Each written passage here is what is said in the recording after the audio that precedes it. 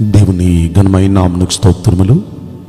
ఈ వాగ్దానం వింటున్న మీకందరికీ మన ప్రభువును ప్రియ రక్షకుడైన యేసుక్రీస్తు నామములో శుభములు, మా హృదయపూర్వకమైన వందనములు తెలియచేస్తున్నాం.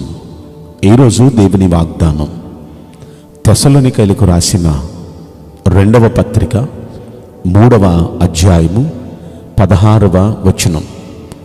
సమాధానకర్తయగు ప్రభువు తానే ఎల్లప్పుడూ మీకు సమాధానము అనుగ్రహించునుగాక, మీకు తోడై ఉండునుగాక.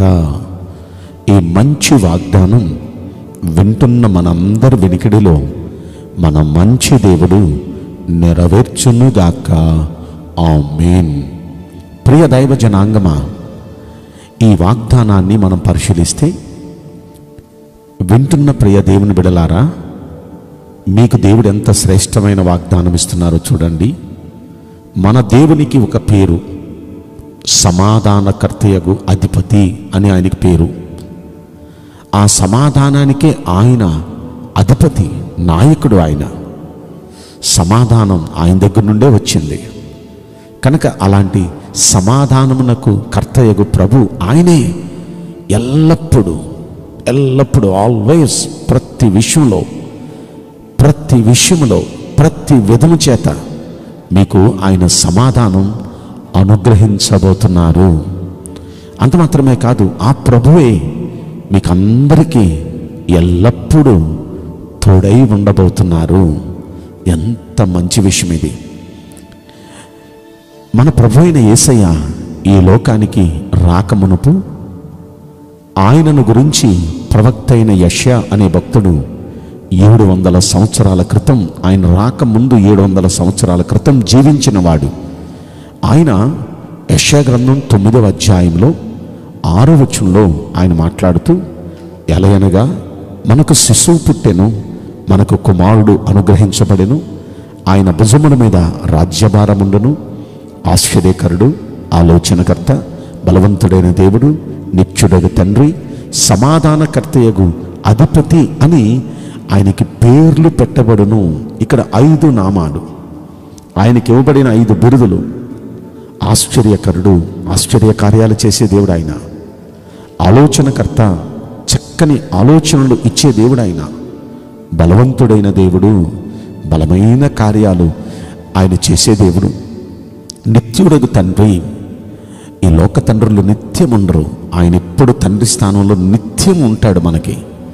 అంత మాత్రమే కాదు, సమాధానానికి కర్త ఆయన, సమాధానానికి అధిపతి ఆయన. కాబట్టి ఇలాంటి మంచి దేవుడు ఈయన పుట్టక మునిపే 700 సంవత్సరాల క్రితమే ఆయన గురించి ఈ ప్రవచనం వచ్చింది కదా. కనుక దైవ జనాంగమా, ఇలాంటి దేవుడు మీకు ఎల్లప్పుడూ అన్ని విషయాల్లో మీకు తోడై ఉండబోతున్నాడు. ఆయన సమాధానం ఎప్పుడు మీకు కలగబోతుంది. ఆయన ఏమంటారో చెప్పనా? మీ హృదయాలను కలవరపడనియొద్దు అంటున్నాడు. యోహాను శుభవార్త 14వ అధ్యాయం 1వ వచనంలో. మనం లోకంలో ఉన్నాం.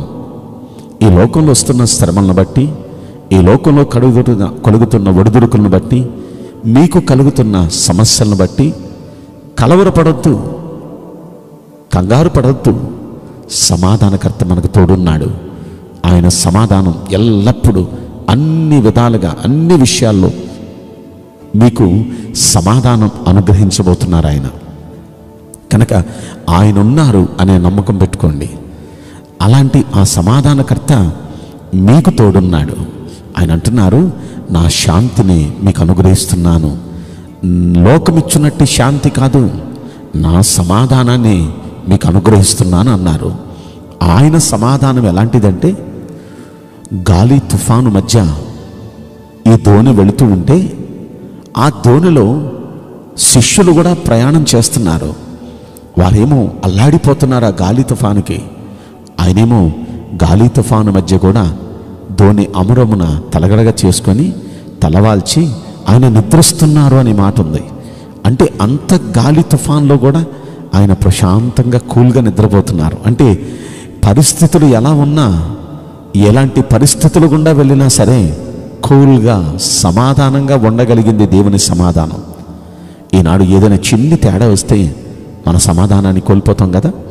ఈ రోజున ప్రభు అంటున్నారు, నా శాంతి మీకు అనుగ్రహిస్తున్నా, నా సమాధానం మీకు అనుగ్రహిస్తున్నా. లోకములో ఉండే శాంతి సమాధానం తాత్కాలికమైంది, కానీ దేవుడిచ్చేది ఎలాంటి పరిస్థితులు గుండా మనం వెళ్ళినా ఎప్పుడూ సమాధానంగా, ఎప్పుడు నెమ్మదిగా, ఆ కూల్నెస్, ఆ సమాధానం ఎప్పటికీ పోదు. ఎప్పుడు సమాధానంగా ఉండటం వల్ల కలిగేదేంటి చెప్పనా, శరీరం కూడా సురక్షితంగా ఉంటుంది. మనం సమాధానం కోల్పోతేనేగా, కలవరం వస్తేనేగా బీపీ పెరిగినా, షుగర్ పెరిగినా, బీపీ డౌన్ అయినా, షుగర్ డౌన్ అయినా, అసలు సమాధానంగా కూల్గా ఉంటే బీపీ, షుగర్ పెరగటం తరగటం ఏముండదు. శరీరంలో అసలు రోగం అనేది ఉండదు. ఎప్పుడు ఆరోగ్యంగా ఆనందంగా ఉంటాం. కనుక సమాధానకర్త మీకు తోడుగా ఉండటం వల్ల ఆరోగ్యంగా ఉంటారు, ఆనందంగా ఉంటారు. ఏ విధమైన ఇబ్బంది మీకు కలగదు. అంత మాత్రమే కాదు, ఆయన ఎప్పుడు మీకు తోడుగా ఉంటానంటున్నారు. సమాధానకర్త ఆయన సమాధానం అనుగ్రహించడమే కాదు, మీకు ఎప్పుడు తోడై ఉంటారు మీకు అందరికీ అంటున్నారు. ఆయన తోడుండే దేవుడు. అసలు ఈ లోకానికి రావటానికే గల కారణం తోడుండటానికి. ఈ విషయం కూడా యెషయా అనే భక్తుడు ప్రవచించాడు 7వ అధ్యాయము 14వ వచనంలో. కన్యక గర్భవతి అయ్యే కుమారుని కనును, అతనికి ఇమ్మానుయేల్ అను పేరు పెట్టును. ఆ ఇమ్మానుయేల్ అనే మాటకు అర్థం చెప్తున్నాడు, దేవుడు మనకు తోడై ఉన్నాడు. ఈయన పుట్టక మునిపే ఆయన రాబోతున్నారు అని 700 సంవత్సరాల క్రితమే యెషయా భక్తుడు ప్రవచించాడు. ఇమ్మానుయేల్, ఆయన కన్య గర్భాన పుట్టబోతున్నారు. ఎందుకు పుట్టబోతున్నారంటే మీకు తోడుండటానికి. ఆయన అలా పుట్టిన దేవుడు ఈ లోకానికి అలాగే వచ్చారు. ఆయన పుట్టే ఆ శుభక్షణంలో మరియకు ఆయన ప్రత్యక్షమై, గాబ్రియేలు దూత ప్రత్యక్షమై, ఆ గాబ్రియేలు దూత చెప్తున్న మాట, అమ్మా నువ్వు గర్భం ధరించి ఒక కుమారుని కంటావమ్మా. ఆ కుమారుడు ఎప్పుడు నీకు తోడై ఉంటాడమ్మా. ప్రభువు నీకు తోడై ఉన్నాడమ్మా. నీకు సమాధానంగా ఉంటావమ్మా. ఆయన ఎప్పుడు నీకు తోడున్నాడు. నిజంగా ఎంత అద్భుతమైన మాట ఈ మాట. మనకు తోడుండటానికే పుట్టారు. శిష్యులు యేసయ్యకి వెళ్ళిపోయే దినాలు ఆసన్నమైనవి. ఆయన పరలోకానికి ఆరోహణమై వెళ్ళిపోతున్న ఆ సమయంలో శిష్యులు కలవరంతో, దిగులుతో ఏడుస్తూ ఉంటే వాళ్ళతో ఒక మాట అంటున్నారు. మత్తయి సువార్త 28వ అధ్యాయంలో 20వ వచనంలో, ఇదిగో నేను యుగ సమాప్తి వరకు సదాకాలం మీతో కూడా ఉన్నాను అంటున్నారు. యుగం సమాప్తమైపోయే వరకు కూడా ఆల్వేస్, ఎప్పుడు మనతో కూడా ఉండే దేవుడు మన దేవుడు. ఆయన ఎప్పుడు మనతో కూడా ఉంటారు. కనుక ఈరోజు నీ వాగ్దానం వింటున్న ప్రియ దైవ జనాంగమా, మీతో ఆయన ఉన్నారు. ఆయన సమాధానం ఉంది. కాబట్టి మీరు ఎప్పుడు సమాధానంగా, ఆనందంగా, ఆరోగ్యంగా, అన్ని విషయాల్లో అభివృద్ధి పొందుతూ మీరు దీవించబడుదురుగాక. ఆమేన్. నేను మీకోసం ప్రార్థన చేయబోతున్నాను. పరిశుద్ధుడా, ప్రేమగల యేసురాజా, మీ పరిశుద్ధ బంగారు పవిత్రమైన నామమునకు నిండు మనసుతో కోట్ల కొలదిగా స్తుతులు, స్తోత్రములు, వందనాలు చెల్లిస్తున్నాం.